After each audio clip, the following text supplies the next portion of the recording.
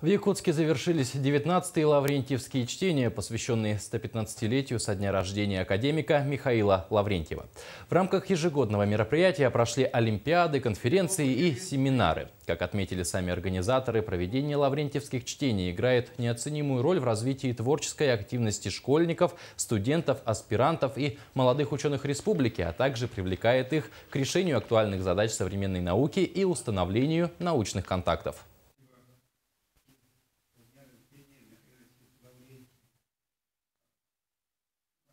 На самом деле набирает серьезные обороты.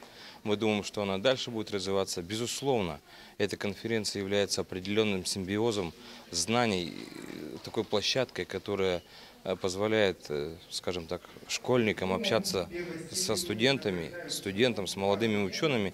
И вместе они генерируют определенные идеи, которые, безусловно же, двигают науку вперед.